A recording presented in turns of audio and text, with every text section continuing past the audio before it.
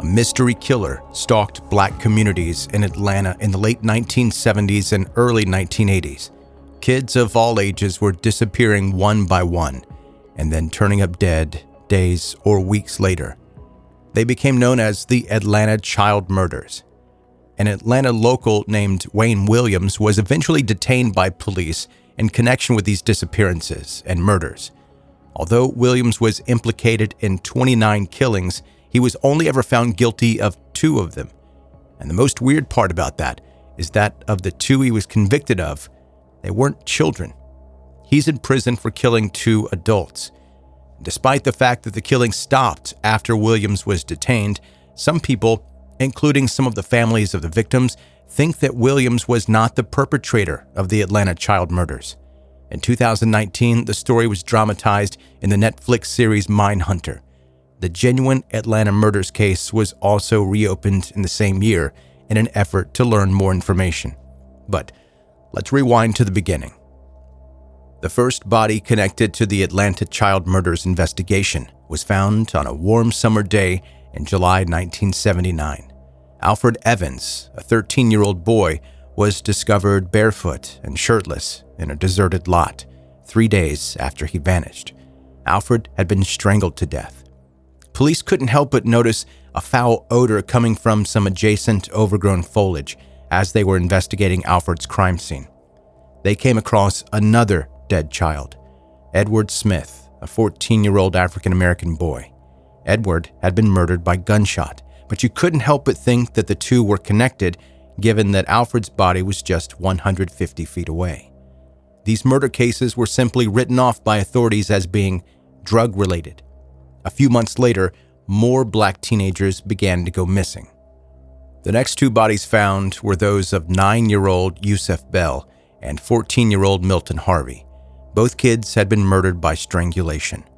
Bell, the 4th victim, lived in a building 4 blocks from the scene of his death.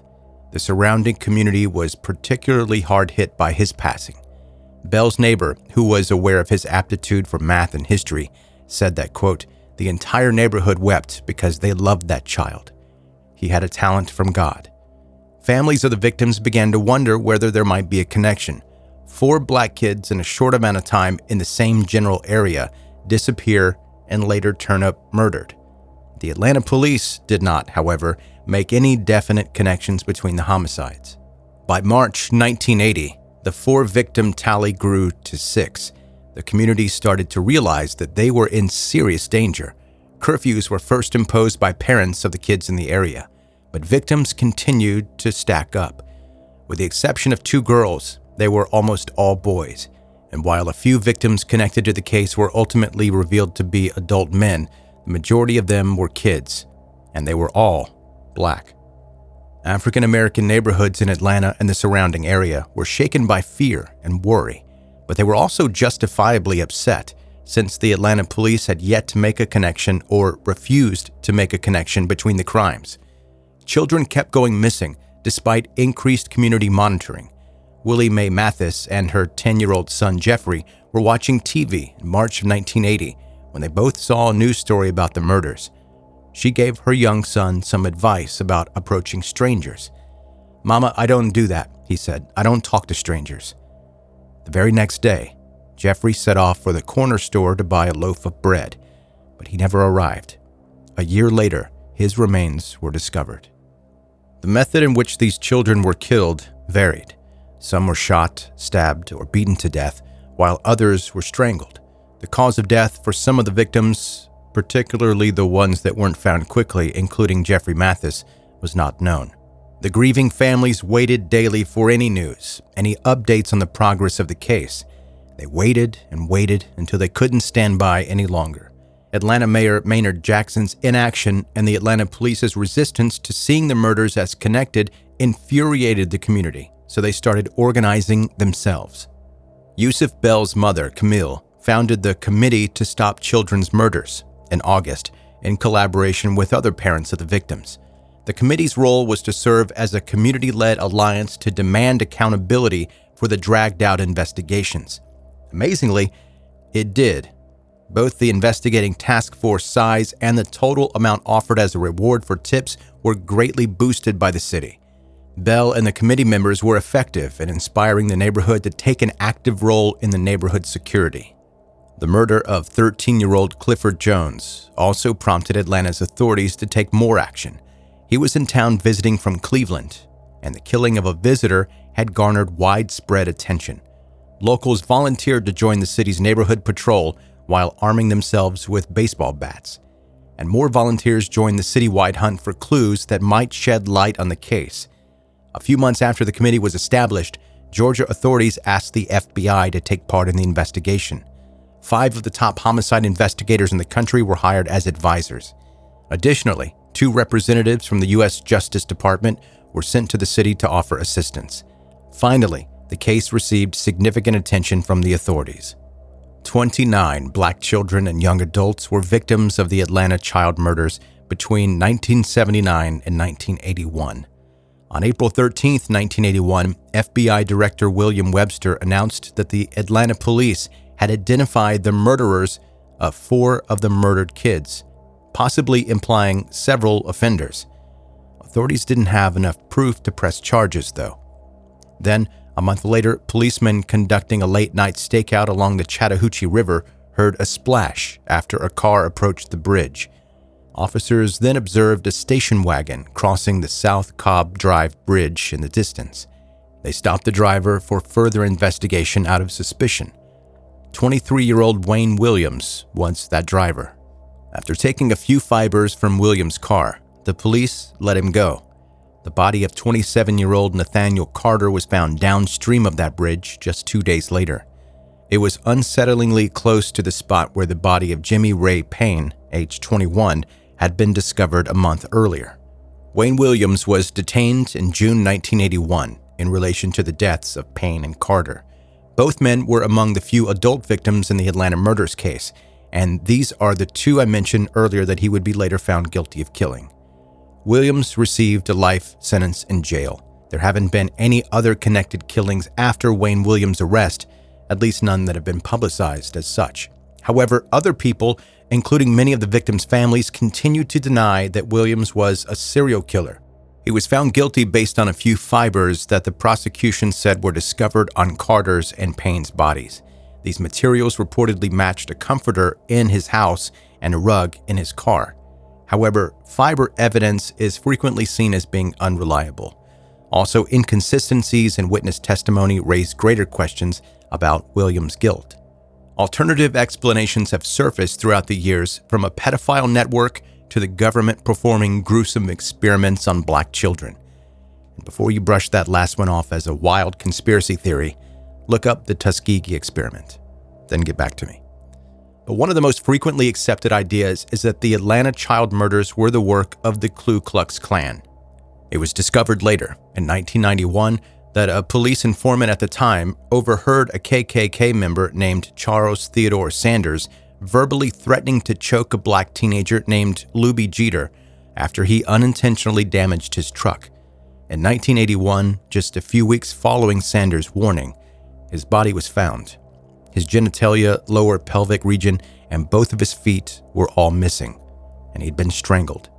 Years later, disturbing information from a top-secret probe by collaboration of law enforcement organizations was revealed in a 2015 expose by Spin magazine. According to this inquiry, Sanders and his white nationalist family members planned to murder more than 24 black children in Atlanta in order to start a race war. Luby's death and maybe as many as 14 other child murders were connected to the Sanders family, according to evidence, witness statements, and informant reports. Investigators allegedly made the decision to withhold information about potential KKK involvement in order to keep the peace in the city, which also sounds a lot like choosing to protect bigots. However, despite efforts to allegedly hide proof that the KKK was involved, many of the city's black citizens already believed, and still do, that the white nationalist organization was to blame. Atlanta Mayor Keisha Lance Bottoms, who was a child during the peak of the Atlanta child murders, reopened the case in March of 2019. According to her, modern forensic equipment, which wasn't available during the investigation 4 decades ago should be used to retest the evidence. Mayor Bottoms described what it was like growing up during this scary time. Quote, "It was like there was a boogeyman out there, and he was snatching black children." The mayor's conviction that the case required further investigation was not shared by everyone. In fact, some think the problem has essentially been resolved. Along with witness testimony, other fibers and dog hairs were presented as evidence in court. Wayne Williams was on that bridge, and 2 bodies washed up days later, which is indisputable, according to Danny Agan, a retired Atlanta homicide detective who looked into 3 of the killings. In recent years, renewed interest in the Atlanta child murders has also permeated pop culture. The story became a major plot in season 2 of the Netflix series Mindhunter, which, by the way, is fantastic. The series itself was largely inspired by a book by the same name, written by former FBI agent John Douglas, who is considered a pioneer in criminal profiling. As for Douglas, he thought Wayne Williams was guilty of some of the killings, possibly not all of them.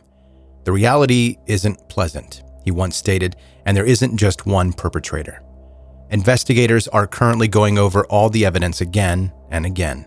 It's unclear, though, if the families and the community as a whole will experience any real closure as a result of the fresh attempts.